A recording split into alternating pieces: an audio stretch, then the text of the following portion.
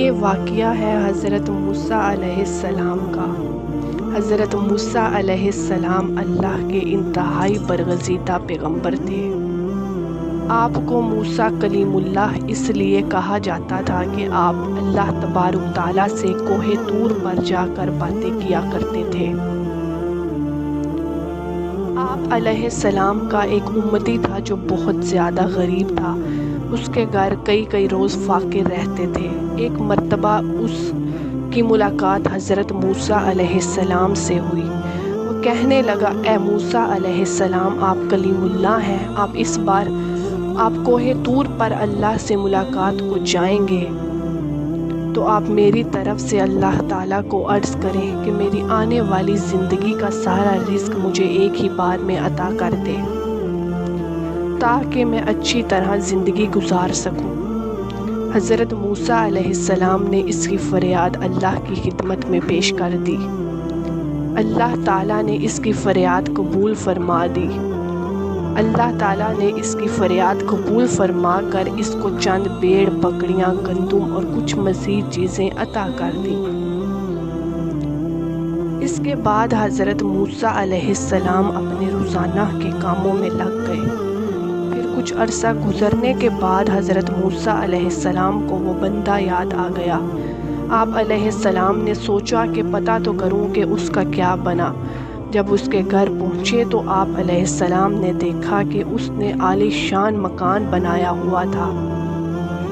اس کے گھر میں مہمانوں کا رش لگا ہوا تھا، دسترخوان بچھے ہوئے تھے، انواع و اقسام کے کھانے رکھے ہوئے تھے۔ سب کھا پی کر الحمدللہ کہہ کر مزے اڑا رہے تھے۔ حضرت موسیٰ علیہ السلام نے یہ منظر دیکھ کر بہت حیران ہوئے کہ آخر یہ کیا ماجرا ہے۔ کچھ دنوں کے بعد کوہ طور پر اللہ سے ملاقات کی تو اللہ پاک نے فرمایا، اے پروردگار عالم، آپ نے اس بندے کو جو رزق دیا تھا وہ تو بہت کم تھا، لیکن آج اس بندے کے پاس کئی زیادہ نعمتیں ہیں۔ یا اللہ، میں یہ سمجھنے سے قاصر ہوں، بے شک آپ خوب جانتے ہیں۔ اللہ تعالیٰ نے فرمایا، اے موسیٰ، بے شک وہ اس رزق کو اپنی ذات پر استعمال کرتا تو اس کا رزق بس وہی تھا جو اس کو ہم نے دیا تھا۔ میرے اس بندے نے میرے ساتھ نفع کی تجارت کی ہے۔ موسیٰ علیہ السلام نے فرمایا، اے میرے پروردگار، یہ نفع کی تجارت کیا ہوتی ہے؟ رب العالمین فرماتے ہیں، میرے بندے نے مہمانوں کو کھانا کھلانا شروع کیا، میرے راستے میں خرچ کرنے کو اپنا فرض جانا، غریبوں مسکینوں کے لیے دسترخوان بچھا دیے، اور میرا جو دستور ہے، جو میری راہ میں 1 روپیہ خرچ کرتا ہے میں اس کو 10 گنا زیادہ دیتا ہوں، کیونکہ مجھ سے تجارت میں اس کو نفع زیادہ ہوگا، اس لیے اس کے پاس مال و دولت بے تحاشا ہو گیا۔ اللہ پاک فرماتا ہے، اے میرے بندے، تو میری راہ میں 1 روپیہ خرچ کر، میں تجھ کو 10 گنا زیادہ دوں گا۔ لیکن ہمارا ایمان اور ٹوٹا پھوٹا یقین یہ ہے کہ ہم اللہ کی راہ میں دینے سے کتراتے ہیں۔